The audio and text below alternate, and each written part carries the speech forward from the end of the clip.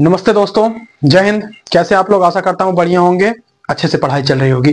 तो ये जो हमारी आज की क्लास है, ये हमारी होने वाली है जलमंडल पे। जलमंडल यानी हाइड्रोस्फीयर। इसमें हम क्या पढ़ेंगे कि समुद्र के अंदर आखिर क्या, जैसे हम पढ़ते हैं कि हमारे महाद्वीपों पे उच्चावच मौजूद है, पर्वत, पठार, मैदान। क्या इसी प्रकार से कोई उच्चावच या कोई द्रोणी हमारे समुद्र के अंदर भी मौजूद है? क्या समुद्र हमारा पूरा समतल है या समुद्र के अंदर भी कई कई प्रकार की आकृतियां मौजूद हैं? तो बस उसी चीज का अध्ययन हम करेंगे इसमें। ये तो पहला टॉपिक हो गया। दूसरा हम पढ़ेंगे ओशनिक करंट की, कहाँ गर्म जल धाराएं चलती हैं, कहाँ ठंडी जल धाराएं चलती हैं। और तीसरा हम पढ़ेंगे इसमें कि इसमें सैलिनिटी यानी कि इसमें जो नमक की मात्रा होती है वो, मतलब इसमें खारापन जो आता है समुद्र में, वो कहाँ से आता है भाई? कोई ऐसे नमक चक्की चला के छोड़ दिया है थोड़ी। इसमें तो कहीं ना कहीं से तो ऐसा होता होगा कि इसमें नमक आ रहा है, नमक बढ़ रहा है, इसकी आर्द्रता जो है वो बढ़ती जा रही है। तो और चौथा टॉपिक क्या होने वाला है? चौथा टॉपिक हमारा होने वाला है ज्वार और भाटा। ठीक है, तो आज की जो टॉपिक है हमारा, उस पर बात करते हैं। पहले जलमंडल टॉपिक डाल देते हैं, हेडिंग डाल देते हैं।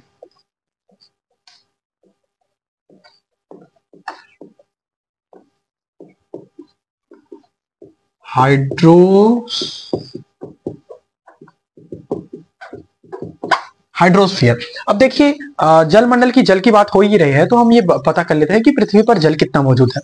तो पृथ्वी पर कुल 71% जल मौजूद है और 29% महाद्वीप मौजूद है। तो अब 71% जो जल है, क्या सर इसमें पूरा हम पीने योग्य है हमारे? नहीं, तो इसमें 71% जल में हमारे पीने योग्य मात्र 2 से 3% जल है। हमारे पीने योग्य 2 से 3% जल ही हम इसमें से पी सकते हैं। बाकी में नमक इतना ज्यादा है कि हम उसको पी नहीं सकते। ठीक है, बाकी काम में वो उपयोग आता है। और बाकी सर, अब जब ये पता ही कर लिया हमने कि कितना जल है और कितना पीने योग्य है और कितना ना पीने योग्य है, तो सर अब ये बताइए कि मतलब पहले तो हम अपनी पृथ्वी को 2 गोलार्ध में बांटते हैं, एक उत्तरी गोलार्ध और एक दक्षिणी गोलार्ध। तो सर ये बताइए कि उत्तरी गोलार्ध में कितना जल है और दक्षिणी गोलार्ध में कितना जल है? ये हो गई पृथ्वी, ये हो गया भूमध्य रेखा। अब भूमध्य रेखा से सर उत्तरी गोलार्ध में ज्यादा पानी है या दक्षिणी गोलार्ध में ज्यादा पानी है? क्योंकि सर जी, महाद्वीप तो पहले से ही हमने अभी पता किया कि 3 से 4% जल हमारे पीने योग्य है। और महाद्वीप भी सर हमारे सबसे अधिक होते हैं सर उत्तरी गोलार्ध में। ये हो गया उत्तरी गोलार्ध और ये हो गया दक्षिणी गोलार्ध। उत्तरी गोलार्ध में सर महाद्वीप ज्यादा होते हैं, 3% 4% पानी सर वहां ज्यादा हो गया। और जल पहले से भी होगा तो नहीं, वो जो 3-4% होता है वो 71% में से होता है। ये नहीं कि 71 के बाद 3% जो जल है उसको जोड़ ले हम, 71 3 74% जल हो गया पूरा। नहीं, 71% जल का 71 का तीसरा अंश, मतलब 71, जैसे अभी हम लोग पता किए कि 100 में 71% जल जो है, 71% जल है। अब इस 71 में 3% जो है वो हमारे पीने योग्य है। ठीक उसी प्रकार 71% में 61% जो जल होता है वो हमारे उत्तरी गोलार्ध और 81% जो जल होता है वो हमारे दक्षिणी गोलार्ध में पाया जाता है। ठीक है, इस 71% में 61% उत्तरी गोलार्ध और 81% हमारा दक्षिणी गोलार्ध में पाया जाता है। ठीक है सर, अब ये इतना हो गया। अब आगे बढ़ते हैं हम। तो ठीक है, आगे बढ़ते हैं। अब हम आगे क्या पढ़ेंगे, आगे क्या पता पाएंगे कि सर जो समुद्र होता है, जो उसकी ऊपर की हिस्सा होता है उसको क्या बोलते हैं, और जो अंदर होता है उसको क्या बोलते हैं? तो देखिए, जो ऊपर होता है उसको हम बोलते हैं तल, और जो नीचे होता है, जो पानी में डूबा हुआ होता है, यानी पानी की ऊपरी सतह को तल और पानी की निचली सतह को, मतलब ये देखिए, इसको बोलेंगे हम तल और इसको बोलेंगे नीतल। ये हो गया तल और ये हो गया नीतल। यहां ये जो छोटका खड़ा है, बढ़िया से एकदम बाल वाल सेट करके, और ये जो छोटिया खड़ी है, और या कह ले हम, जहां टाइटेनिक डूब के गई है, टाइटेनिक डूब के कहां गई है? वो गई है नीतल में। टाइटेनिक डूब के नीतल में गई है। तो जो समुद्र का निचला हिस्सा होता है वो नीतल होता है और ऊपरी हिस्सा तल होता है। और कभी भी अगर कोई हाइट नापी जाती है, अगर हम बात करें कि अगर सर समुद्री तल से ही क्यों हाइट नापी जाती है, तो देखिए, अगर समुद्री तल से हाइट ना नापी जाए तो ऐसा होगा कि गोवा वाले के लिए माउंट एवरेस्ट की हाइट कुछ और होगी, उत्तर प्रदेश के लिए कुछ और होगी, उत्तर प्रदेश वालों के लिए, और इसी प्रकार उत्तराखंड वालों के लिए कुछ और होगा। नेपाल वाले तो बोलेंगे भाई ये है ही जो है ही है ई। तो इसीलिए हम समुद्री तल से नापते हैं। और सर अब जब समुद्री तल से नापते, चलिए ठीक है ये हो गया, समुद्र तल से ही क्यों नापते हैं, नीतल से नापे सर, तो हम लोग नीतल से क्यों नहीं नापते? तो देखिए तल से हम इसलिए नापते हैं क्योंकि कोई भी वाटर बॉडी होती है, अगर किसी में कम वाटर बॉडी, मान लीजिए 2 तालाब है, इसमें पानी ज्यादा और इसमें पानी कम है, आप इसको पाइप के थ्रू जोड़ दीजिए तो ये अपना जो होता है वो सरफेस बराबर कर लेता है। मतलब जल सदैव हर जगह, चाहे आप प्रशांत महासागर देखिए चाहे हिंद महासागर देखिए, वो 2 वाटर बॉडीज जो एक दूसरे से ज्वाइंट है, उनका जो होता है सतह होती है वो बराबर होता है। एक सेकेंड, सतह होती है वो बराबर होता है, ठीक है। तो अब हम देख लेते हैं कि सर जब ये तो हो गया कि नीतल हो गया, इस तल हो गया, तल से हम नापते हैं। अब सर बात करें हम नीतल की, तो नीतल में सर किस प्रकार के उच्चावच मौजूद है वो देख लेते हैं हम, ठीक है।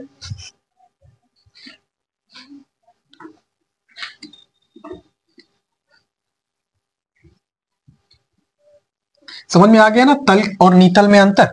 तल देखिए, समुद्र की ऊपरी सतह को तल कहते हैं और समुद्र की निचली सतह को नीतल कहते हैं।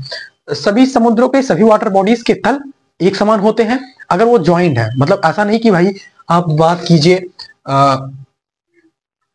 कहाँ की, रेड सी की, और आप बात कर रहे हैं इधर भूमध्य सागर की, ये दोनों एक दूसरे से अगर ज्वाइंट नहीं है तो इनके वाटर लेवल में अंतर हो सकता है। अगर इन दोनों को भी किसी कैनाल, किसी पाइप के थ्रू जोड़ दिया जाए तो ये दोनों भी अपना सतह बराबर कर लेंगे, ठीक है। आगे बढ़ते हैं। अब हम देखेंगे कि समुद्र के अंदर उच्चावच किस प्रकार से मौजूद है।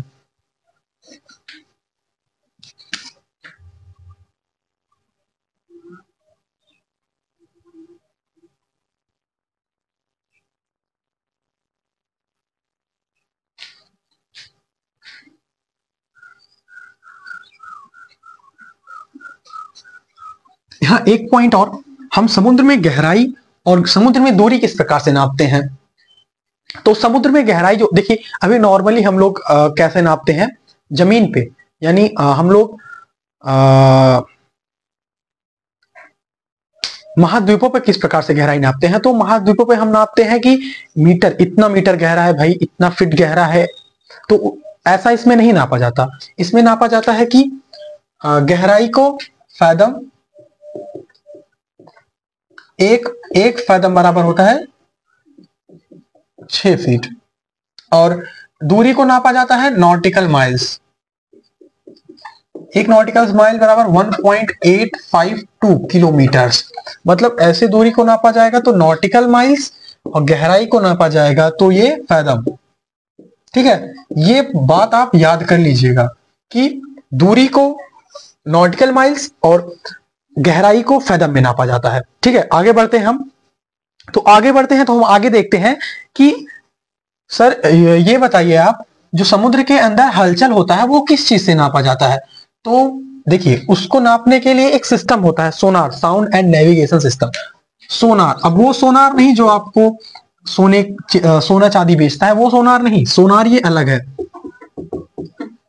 साउंड एंड नेविगेशन सिस्टम होता है जिसके थ्रू पता करते हैं कि समुद्र में कब कौन सी हलचल हो रही है। हलचल मतलब ऐसा नहीं कि हम इसको देख सकते हैं, इसमें हम वेव्स के थ्रू इसको देखते हैं कि कब इसमें भूकंप आया, कब ज्वालामुखी फूटा, और लहर कितनी तेज आएगी, या फिर कौन सी अलग अलग प्रकार की गतिविधियां हो रही हैं, ठीक है।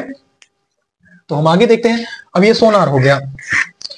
अब सर ये तो आप ड्रा कर दिए, ऐसे ऊंच खाल सब बढ़िया ड्रा कर दिया, इसको कहते क्या है सर, ये देख लेते हैं। तो इसको कहा जाता है महाद्वीपीय मग्न तट।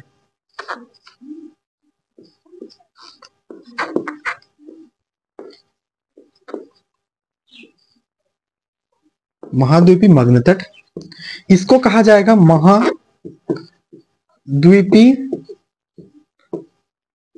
मग्न ढाल, इसको कहा जाएगा मैदान। और जो ये ऊंच खाल सा ये स्ट्रक्चर बना हुआ है समुद्रों में, इसको क्या कहा जाता है सर, इसको कहा जाता है द्रोणी।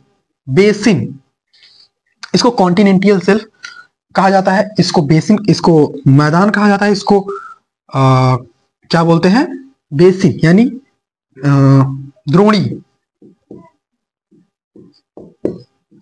इसको द्रोणी, और इस द्रोणी में जो सबसे गहरा हिस्सा होता है इसको खाई, खाई कहा जाता है। और ये जो ऊंचा है, ये जो समुद्र में ऊंची ऊंची पहाड़ियां होती हैं उसको कहा जाता है कटक, और जो समुद्र से बाहर आ जाता है उसको पहाड़ी। ठीक है, अब क्लियर हो गया सर। अभी तो आप बोले कि हम महासागरों के बारे में पढ़ने वाले हैं, तो आप सर बहका रहे हैं हमको, यहां महाद्वीप का नाम कैसे ला दिए सर, बेईमानी हो रही है एकदम। तो देखिए बबुआ, देखो फगुनिया, बहका नहीं रहे हैं, इसमें महाद्वीप का नाम क्यों आया, महासागर में महाद्वीप का नाम कैसे आ सकता है। तो जो महाद्वीप इसलिए है क्योंकि ये, अच्छा आगे देखिए, एक एक पॉइंट्स के साथ समझेंगे ना, अभी मैं बता दूंगा तो मजा नहीं आएगा। और हाँ, आप लोग बढ़िया से, अगर किसी उम्मीद करता हूं आप लोग शांति वाले स्थान पे बैठ के अच्छे से पढ़ाई कर रहे होंगे। अगर भाई देखो आप पढ़ाई नहीं कर रहे हो, मेहनत नहीं कर रहे हो, तो कंपटीशन बहुत हाई होने वाला है। हाँ, कंपटीशन बहुत हाई होने वाला। अगर आप लोग मेहनत नहीं करोगे तो भाई आप लोग खुद समझ जाइए आने वाला समय कितना कठिन है। ठीक है, अब महाद्वीपी मैग्नेटक पहला पॉइंट होता है, ये महाद्वीप ही होता है, महाद्वीप का सबसे, मतलब यहीं से महाद्वीप अब समाप्त होने लगता है। ये महाद्वीप ही है लेकिन ये जल में डूब चुका है, जलमग्न हो गया है। ठीक है, महाद्वीप में सर जो 20% हिस्सा होता है, ये 20% सर, इसमें हमें खनिज प्राप्त होते हैं। ये हम महाद्वीपी मैग्नेट तट वाले, अभी बस इतने की बात हो रही है महाद्वीपी मैग्नेट तट की। तो इसमें सर 20% खनिज, और सर इसकी जो गहराई होती है वो 100 फैदम यानी 600 फीट तक होती है। ठीक है, मतलब इसकी जो इसमें जो खनिज की मात्रा है वो 20%, और जो गहराई की मात्रा है वो सर जी 100 फैदम है। ठीक है, इतना समझ में आ गया। एक सेकंड,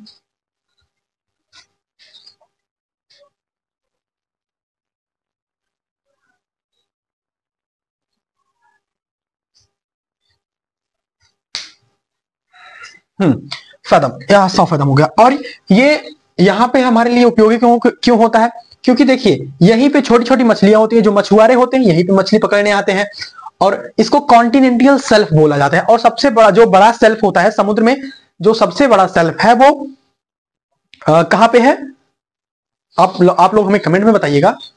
अच्छा एक सोच लीजिए, कमेंट में मत बताइए, मैं ही आप लोगों को बताता हूं कि सबसे बड़ा जो शेल्फ है वो कहां पे है। समुद्र में जो सबसे बड़ा शेल्फ है वो कहां है, जल्दी कीजिए।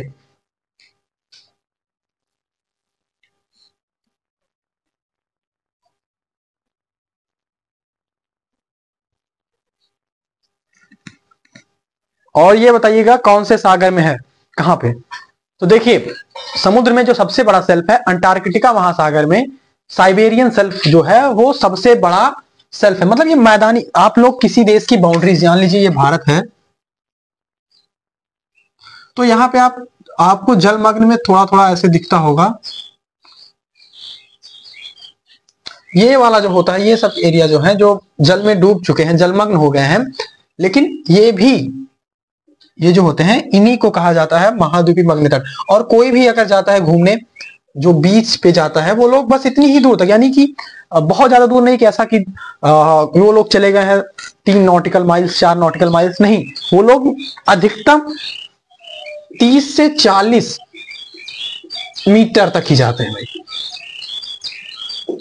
कोई अगर घूमने गया है वो 30 से 40 मीटर तक ही अंदर जाता है, बस वहीं से लौट आता है। ठीक है, ये हमारे लिए 20% खनिज और 100 फीट सदम गहरा होता है, यहीं पे सारी नाव आके रुकती है, यहीं पे बंदरगाह होता है, ये हमारे लिए उपयोगी है। और अब बात करें महाद्वीपीय मैग्नेट ढाल की, तो ये हमारे लिए, मनुष्य के लिए ये कतई इंपॉर्टेंट नहीं, क्योंकि यहाँ पे ना ही किसी प्रकार की खनिज और ना ही किसी प्रकार का कोई वनस्पतियां यहाँ पे होती हैं। ये महाद्वीपों का अंतिम भाग भी दर्शाता है, और यही ये महाद्वीप और महासागरों के बीच में एक मीडिएटर का काम करता है। मतलब यहीं से ये अंतिम भाग होता है किसी महाद्वीप का, और ये यहीं से महासागर प्रारंभ, महासागर तो हालांकि यहीं से प्रारंभ है, लेकिन यहां से अब आने लगा है वो उसी में। ठीक है, ये हमारे लिए उपयोगी नहीं है, किसी प्रकार मतलब कोई काम नहीं है। इसकी गहराई की बात करें तो ये 2000 फैदम तक होता है। अब बात करें हम मैदान की, तो मैदान हमारे लिए 80% खनिज हमें मैदान से ही प्राप्त होते हैं, और जो इसमें होता है 80% खनिज मैदान से प्राप्त होते हैं। और इसकी गहराई की बात करें तो हम ये 8000 फैदम होता है। ठीक ठीक है, इतना समझ में आ गया। अब सर ये जो हम गहराई की बात कर रहे हैं, क्या अब जो ये 2000 फैदम है ये 100 फैदम को छोड़ के, तो नहीं। अभी हमने बात किया कि ये जो सतह होती है, ये जो तल होता है समुद्र का, सागर का, जल का, वो एक समान होता है। तो इसीलिए हम लोग इसकी गहराई तल से ले रहे हैं, यानी ये तल से 100 फैदम, ये तल से 2000 फैदम, ये तल से 8000 फैदम। अब बात करें सर द्रोणी की, तो द्रोणी देखिए, जो समुद्र के अंदर उच्च खाल अवस्थाएं मौजूद होती हैं, उन्हीं को द्रोणी कहा जाता है। तो इसमें सबसे गहरा जो होता है उसको खाई बोला जाता है। तो अभी तक जो खाई डिस्कवर हुई है वो 57 खाई खोजी जा चुकी हैं। 57 खाई में सबसे ज्यादा खाई जो है वो प्रशांत महासागर में, कुल 57 खाई अभी तक खोजी जा चुकी है। उसमें से 32 जो है प्रशांत महासागर में पाया गया है। ठीक है, मतलब जो यहां पे थे, जो खाई है द्रोणी में सबसे गहरा हिस्सा जो होता है उसको खाई बोला जाता है। और अभी तक कुल 57 खाई खोजी गई, जिसमें से 32 हमारे प्रशांत महासागर में ही मौजूद है। ठीक है, अब बात करें हम कटक की, तो कटक क्या होता है? कटक ये सागरों में जो ऊंची ऊंची पहाड़ियां होती हैं, लेकिन वो जो जलमग्न होती हैं, उसके कारण जो समुद्र में ऊंची ऊंची पहाड़ियां होती हैं उनको कटक कहा जाता है। हालांकि ये बहुत ऊंचे ऊंचे होते हैं, 7000 किलोमीटर, 8000 किलोमीटर ऐसे होते हैं। और ये गहराई की बात करें यहाँ खाई में, जो मरियाना ट्रेंच अभी तक की सबसे गहरी खाई जो है 11033 मीटर है। 11033 है वो मरियाना ट्रेंच, अभी तक की सबसे गहरी खाई वो प्रशांत महासागर में है।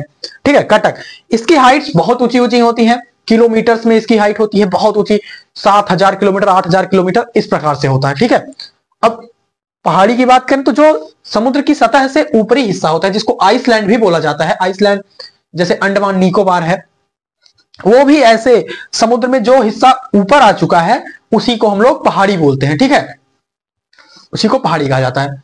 तो बस आज के क्लास में इतना ही था। एक बार मैं फास्ट एंड फ्यूरियस रिवीजन करा देता हूं। महाद्वीपीय मग्न तट किसको बोलते हैं? महाद्वीपीय मग्न तट वो ये इसकी ढाल की भी हम बात कर ले तो ये 1 से 2 डिग्री, 3 डिग्री, अधिकतम 3 डिग्री, 1 से 3 डिग्री झुका हुआ होता है। और ये तो भाई बहुत ज्यादा, यहाँ पे अगर चलेगा ना तो बिछड़ा चले जाओ नीचे, यहीं पे भाई मैदान में ही क्या बोलते हैं, टाइटेनिक डूब गया है। ठीक है, अब महाद्वीपीय मग्न तट में हमें 20% खनिज यानी पेट्रोलियम 20% में मिलता है, और 100 फैदम ये गहरा होता है। और महाद्वीपीय मग्न ढाल हमारे लिए कतई इंपॉर्टेंट नहीं है, कतई महत्वपूर्ण नहीं है, यहाँ पे हमें कुछ फायदा नहीं होता। इसकी गहराई 2000 फैदम होती है। अब बात करें हम मैदान की, तो मैदान 80% खनिज हमें प्रदान करता है, और मैदान 8000 फैदम गहरा होता है। द्रोणी वो होता है समुद्र के अंदर सारी ऊंची खाल अवस्थाओं को ही द्रोणी कहा जाता है। और द्रोणी में सबसे गहरा जो होता है उसको खाई कहा जाता है। अभी तक कुल 57 खाई डिस्कवर की गई है। 57 खाई में सबसे ज्यादा खाई जो है वो प्रशांत महासागर में पाई गई है, 32 खाइयां। ठीक है, उसके बाद आता है कटक। कटक समुद्र में ऊंची ऊंची पहाड़ियां होती हैं, उनको कटक कहा जाता है। इनकी ऊंचाइयों को किलोमीटर में, ये बहुत ऊंचे ऊंचे होते हैं, 7000 किलोमीटर, 8000 किलोमीटर, इस प्रकार से। और अब बात करें पहाड़ी की, तो पहाड़ी समुद्र में ऊंचा हिस्से जो होते हैं जो जल से बाहर आ जाते हैं, जिसमें जैसे अंडमान निकोबार, लक्षद्वीप, मेडागास्कर, ये सारी पहाड़ियां हैं। ठीक है, सॉरी, इतना कवर हो गया होगा। गहराई को फैदम से नापा जाता है और इसमें दूरी को नॉटिकल माइल से नापा जाता है। समुद्र के अंदर चल रही गतिविधियों को हम सोनार सिस्टम से मापते हैं।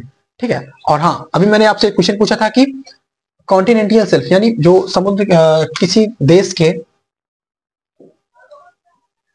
सॉरी ज्यादा हो गया जी, ये है जो समुद्र में जलमग्न है, कॉन्टिनेंटल शेल्फ, महाद्वीपीय मग्न ढाल, ये कौन सा है? तो वो है अंटार्कटिका महासागर में साइबेरियन महाद्वीप जो है वो सबसे ज्यादा, मतलब सबसे बड़ा है। आज की क्लास में इतना था। अब कल की क्लास में हम ओसनिक करंट पढ़ेंगे, उसके बाद हम पढ़ेंगे आदर्श